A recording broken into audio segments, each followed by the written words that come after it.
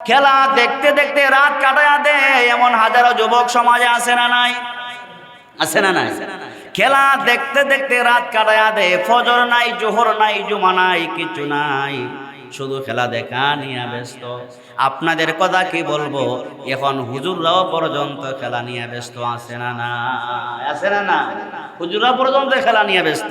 যেই হুজুর খেলা নিয়ে ব্যস্ত, উনি কি হুজুর না শয়তানের চাচাতো ভাই? জুড়ে বলেন।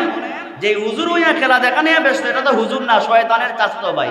যদি পারেন জুতা দিয়া পিটাইয়া ঘর থেকে বের করে দিবেন। এটা হুজুর নামের কলঙ্ক। হুজুর নামের কি কলঙ্ক? আপনি হুজুর হইছেন না, আরো শয়তানের চাচাতো ভাই হইছেন।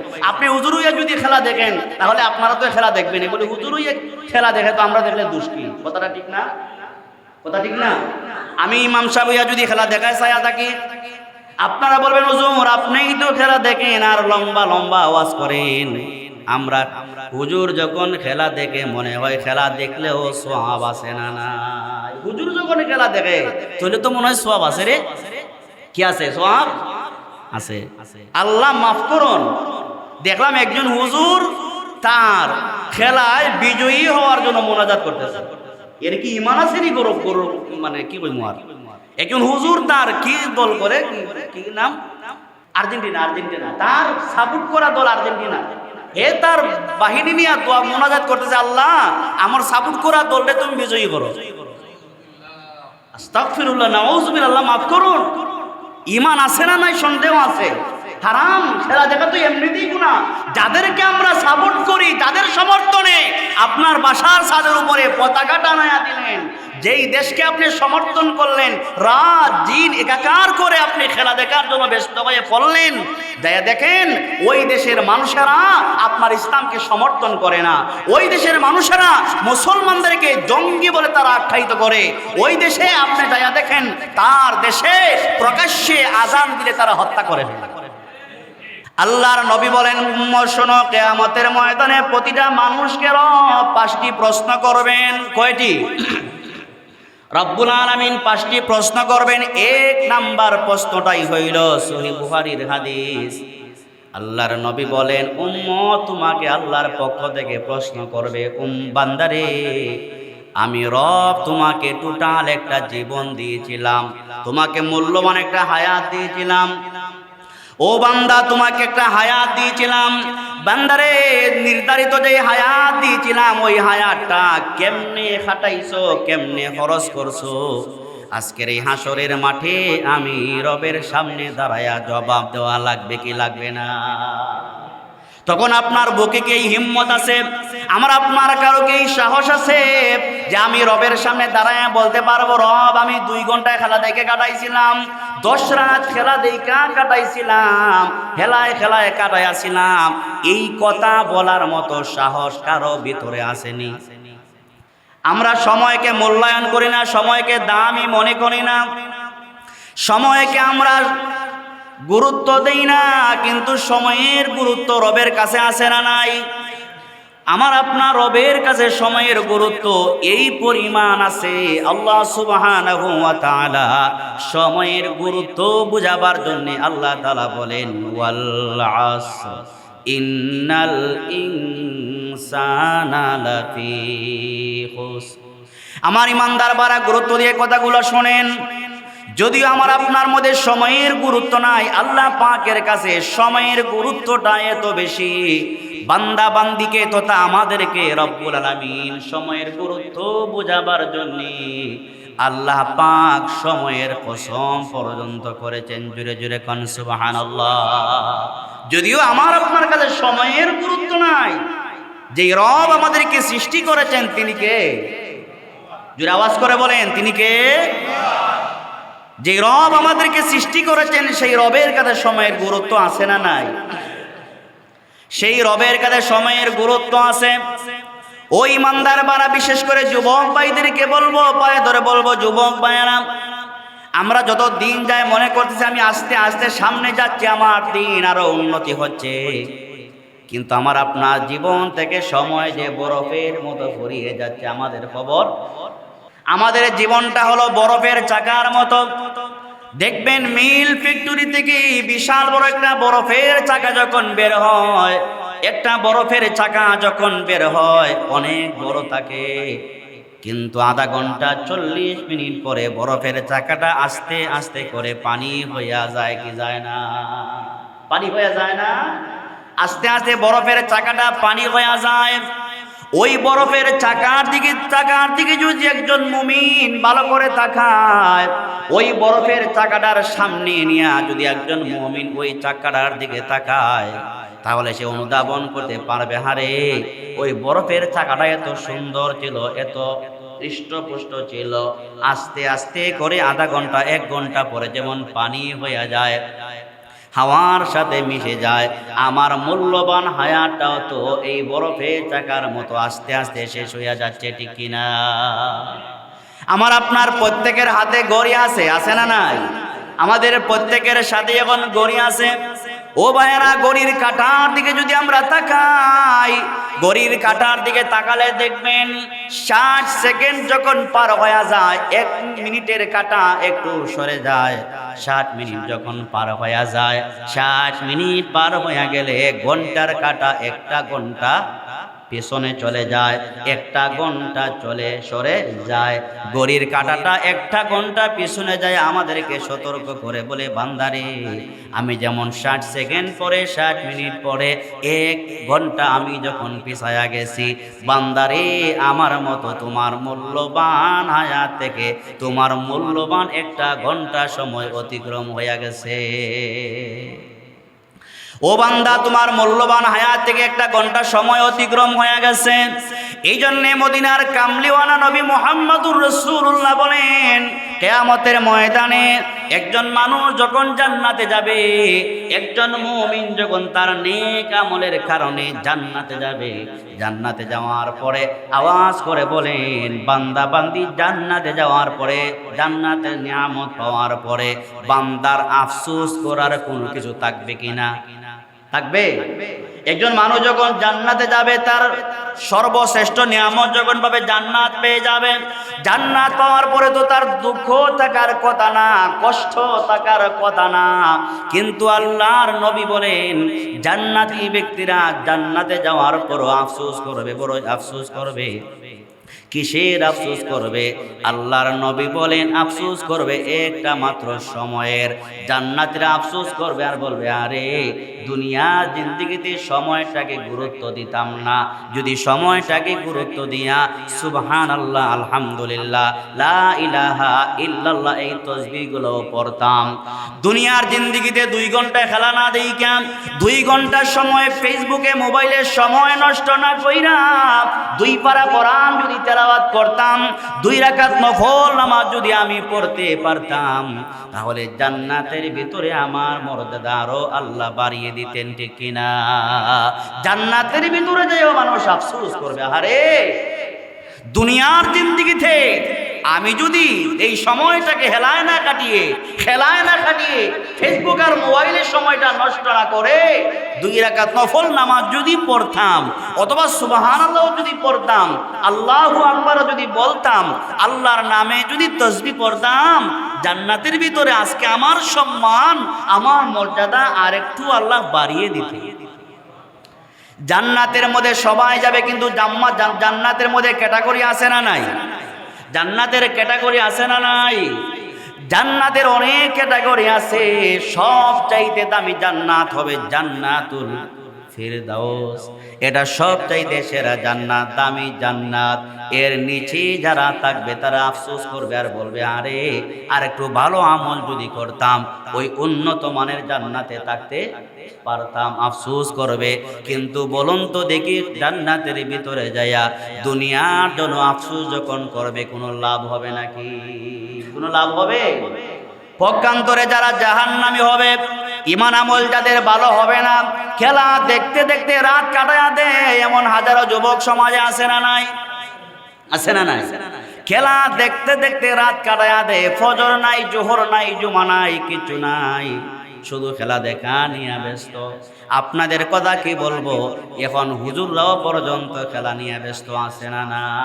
আছে না না? হুজুররা পর্যন্ত খেলা নিয়ে ব্যস্ত। যেই হুজুর খেলা নিয়ে ব্যস্ত, উনি কি হুজুর না শয়তানের চাচাতো ভাই?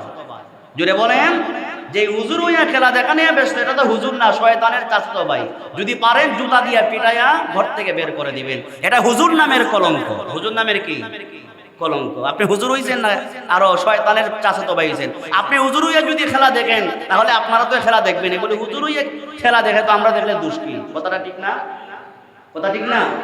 আমি ইমাম সাহেব হইয়া যদি খেলা দেখায় ছায়া থাকি, আপনারা বলবেন হুজুর আপনিই তো খেলা দেখেন আর লম্বা লম্বা আওয়াজ করেন। আমরা হুজুর যখন খেলা দেখে মনে হয় খেলা দেখলেও সওয়াব আছে না নাই? হুজুর যখন খেলা দেখে তাহলে তো মনে হয় সওয়াব আছে রে। কি আছে? সওয়াব আছে। আল্লাহ মাফ করুন, দেখলাম একজন হুজুর তার খেলায় বিজয়ী হওয়ার জন্য মোনাজাত করতেছে। এর কি ইমান আছে নি? গরব গরব মানে কি কই মুয়ার। একজন হুজুর তার কি দল করে, কি নাম কোন না না আর্জেন্টিনা, আর্জেন্টিনা তার সাপোর্ট করা দল আর্জেন্টিনা। হে তার বাহিনী নিয়ে দোয়া মোনাজাত করতেছে, আল্লাহ আমার সাপোর্ট করা দলটা তুমি বিজয়ী করো। আস্তাগফিরুল্লাহ, নাউযুবিল্লাহ, আল্লাহ মাফ করুন। ঈমান আছে না নাই? সন্দেহ আছে। হারাম খেলা দেখা তো এমনিতেই গুনাহ। যাদেরকে আমরা সাপোর্ট করি তাদের সমর্থনে আপনার বাসার ছাদের উপরে পতাকা টানায়া দিলেন। যেই দেশকে আপনি সমর্থন করলেন, রাত দিন একাকার করে আপনি খেলা দেখার জন্য ব্যস্ত হয়ে পড়লেন। দেখেন ওই দেশের মানুষেরা আপনার ইসলামকে সমর্থন করে না। ওই দেশের মানুষেরা মুসলমানদেরকে জঙ্গি বলে তারা আখ্যায়িত করে। ওই দেশে আপনি দেখেন তার দেশে প্রকাশ্যে আজান দিলে তারা হত্যা করে ফেলে। যেই দেশে আজান হয় না, যেই দেশে প্রকাশ্যে আল্লাহর নামটা পর্যন্ত নেওয়া যায় না, যারা প্রকাশ্যে অশ্লীল বেহায়াপনা নাচ গান করে, তাদেরকে আপনি সাপোর্ট করলেন, মুসলমান দাবি করেন, হুজুর দাবি করেন। এগুলা মুসলমান হইয়া তো আফসোসের কথা। আমি সময়টাকে নষ্ট করে দিচ্ছি কোন পথে? আল্লাহর নবী বলেন কিয়ামতের ময়দানে বান্দাকে 5টি প্রশ্ন করা হবে। জোরে কোন কয়টি? এরা শুধু মুখে না, দিলের কানটা লাগাইয়া শুইনেন। শুধু চামড়ার কান দিয়া না, দিলের কানটা লাগাইয়া শুইনেন। আমলের নিয়তে শুনবেন। আমল করলে আপনারও লাভ, আমারও লাভ। আর যদি আমল না করে আমাদের কোনো ক্ষতি নাই। ক্ষতি যা হবে যারা করবে তাদেরই ক্ষতি। আল্লাহর নবী বলেন উম্মত শোনো, কিয়ামতের ময়দানে প্রতিটা মানুষকে 5টি প্রশ্ন করবেন। কয়টি? রব্বুল আলামিন 5টি প্রশ্ন করবেন। 1 নাম্বার প্রশ্নটাই হইল সহিহ বুখারীর হাদিস। আল্লাহর নবী বলেন উম্মত তোমাকে আল্লাহর পক্ষ থেকে প্রশ্ন করবে, বান্দারে আমি রব তোমাকে টোটাল একটা জীবন দিয়েছিলাম, তোমাকে মূল্যবান একটা হায়াত দিয়েছিলাম। ও বান্দা তোমাকে একটা হায়াত দিয়েছিলাম, বান্দারে নির্ধারিত যে হায়াত দিয়েছিলাম ওই হায়াতটা কেমনে খাটাইছো, কেমনে খরচ করছো? আজকের এই হাসরের মাঠে আমি রবের সামনে দাঁড়ায়া জবাব দেওয়া লাগবে কি লাগবে না? তখন আপনার বুকে কি এই হিম্মত আছে? আমার আপনার কারো কি এই সাহস আছে যে আমি রবের সামনে দাঁড়ায়া বলতে পারবো রব আমি 2 ঘন্টা খেলা দেখে কাটাইছিলাম, 10 রাত খেলা দেখা কাটাইছিলাম, খেলায় খেলায় কাটাইছিলাম? এই কথা বলার মতো সাহস কারো ভিতরে আসেনি? জুড়ে বলেন আছে? এই হিম্মত কারো ভিতরে নাই। পুলিশের সামনে দাঁড়ালে যাদের কলিজায় পানি থাকে না, আর্মির সামনে দাঁড়ালে যাদের কলিজায় পানি থাকে না, যেদিন আকামুল হাকিমিন আল্লাহ পাক রব্বুল আলামিন যেদিন কি হবেন, কি হবেন, বাদশা হবেন, আল্লাহ পাক যেদিন বিচারক হবেন, আল্লাহর সামনে দাঁড়ায়া ফাঁকি দেওয়া যাবে না, দুর্নীতি করা যাবে না, কোনো জিনিসকে আল্লাহর চোখে ফাঁকি দেওয়া যায় না। যেদিন আল্লাহ পাক বলবেন বান্দারে আমি যে হায়াত তোমাকে দিয়েছিলাম ওই হায়াতটা কেমনে কাটাইছো, রবের সামনে দাঁড়ায়া জবাব দাও। আমার যুবক ভাইরা 2টা পায়ে ধরে বলে, যারা খেলা দেখতে দেখতে রাত কাটাইয়া দেন, ফজর নাই, জোহর নাই, জুমা নামাজ কিছু নাই, আপনার মনটাকে জিজ্ঞেস করেন, মন আজকে যুবক আছো, আগামীকাল যুবক নাও থাকতে পারো, 10 বছর পরে যৌবনকাল নাও থাকতে পারে। আমার বাইরে খেলা দেখতেছেন, ওই অবস্থায় আপনার মরণও হতে পারে কি পারে না? পারে কি পারে না? খেলা দেখতে দেখতে খেলা দেখতেছেন, মনের মনের উৎসাহে মনের আনন্দে খেলা দেখতেছেন, কিন্তু ওই খেলা দেখা অবস্থায় মালাকুল মউত আজরাইল আপনার সামনে আসতে পারে কি পারে না? বড়ই আফসোস, ওই খেলা দেখা অবস্থায় যদি মালাকুল মউত আপনার সামনে হাজির হয়ে যায় আর আপনার রূহটা যদি বের হয়ে যায়, আপনার নিজের মনটাকে জিজ্ঞেস করেন, কবর থেকে নিয়ে হাসর পর্যন্ত আপনার অবস্থাটা কি হবে? চিন্তার বিষয় আসেনি মনে করেন? আসতে না জুড়ে বলেন, চিন্তার বিষয় আসেনি মনে করেন? ওয়াজ তো শুনতেছেন, মনে মনে ভাবতেছেন হুজুর যতই ওয়াজ করেন খেলাটা দেখতেই হবে। খেলাটা যতই ওয়াজ করেন খেলা, আপনি আপনার ওয়াজ করেন, আমরা আমরা কাজ করেন। আমি আমার ওয়াজ করে যাই, আপনারা আপনাদের কাজ করে যান। ফয়সালা হবে কোন জায়গায়? কবরে, আসরে, মিজানে, পুলসিরাতে ফয়সালা কে করবেন? আল্লাহ রাব্বুল আলামিন করবেন। ঘুম টুম সব বাদ দিয়া, ঘুমের সময় ঘুম নাই, খানির সময়ে খানি নাই। আমরা যে সময় যেটা করার না ওই সময় আমরা করি না? এই জন্য আমার ইমানদার ভাইয়েরা, সময়টা এত দামি সময়। আল্লাহ পাক বলেন, ফাইযা জাআ আজালুহুম লা ইস্তাখিরুনা সাআতাও ওয়া লা ইস্তাকদিমুন। আমরা লম্বা লম্বা হায়াত নিয়া লম্বা লম্বা হায়াত পাওয়ার জন্য ব্যস্ত হয়ে আছি। মনে মনে আমার দ্বারা অনেক বছর বাঁচবো, কত বছর বাঁচবো হিসাব নাই, মাত্র জীবন শুরু হয়েছে। আল্লাহ বলে, বান্দারে ফাইযা জাআ আজালুহুম লা ইস্তাখিরুন। ও বান্দা, লম্বা হায়াত পাওয়ার জন্য আশায় বসে আছো। ও বান্দা শুনো, আমি রবের পক্ষ থেকে সময় নির্ধারণ করা আছে, সময় তোমার জন্য লিপিবদ্ধ করা আছে। বান্দা, তোমার মূল্যবান হায়াত যখন শেষ হয়ে যাবে, লা ইস্তাখিরুন ওয়া লা ইস্তাকদিমুন। বান্দারে, তোমার এই মূল্যবান জীবন থেকে একটা মিনিট তোমাকে বাড়ায়ও দেওয়া হবে না, আবার এক মিনিট আগেও তোমার জীবন শেষ করা হবে না। ঘোষণা কা। সুতরাং সময় যেহেতু আমার জন্য অপেক্ষা করে না, এই যে বয়ান শুরু করেছিলাম 12:10 মিনিটে, মনে করেন 12:10 বয়ান শুরু হয়েছিল, এখন বাজে কয়টা? 1টা বাজে। কয়টা বাজে? এই যে 12:10 বয়ান শুরু করেছিলাম, 1টা হয়ে গেছে, এর মানে হলো 50 মিনিট আমাদের জীবন থেকে চলে গেছে, ঠিক না? এর মানে হলো 50 মিনিট আমাদের জীবন থেকে চলে যে গেল। এই 50 মিনিট কোটি টাকা দিল, 50টা মিনিট আর আমাকে আপনাকে ঘুরাইয়া দেওয়া হবে না। ঘুরাইয়া দেওয়া হবে না। এই জন্য যুবক ভাইয়েরা, এখানে অনেক মুরব্বী বাবা থাকতে পারেন, সময় নষ্ট করেন, অপচয় করেন, এমন যদি তাকে পায়ে ধরে বলি, প্লিজ আল্লাহকে ওয়াস্তে, আল্লাহ পাক সময়টাকে এত গুরুত্ব দিয়েছেন, সময়ের কসম পর্যন্ত আল্লাহ করেছেন, বান্দা সময়ের শপথ, সময়ের কসম, সময়টাকে গুরুত্ব দাও, সময়টাকে দামি মনে করো। বান্দা সময়টাকে দামি মনে কইরা সময়টাকে কাজে লাগাবার দরকার আছে না? না, সময়টাকে মূল্যায়ন করে কাজে লাগালে কেউ বড় আলেম হয়, কেউ বড় ডাক্তার হয়, কেউ বড় ইঞ্জিনিয়ার হয়, কেউ বড় আল্লাহর ওলি হয়।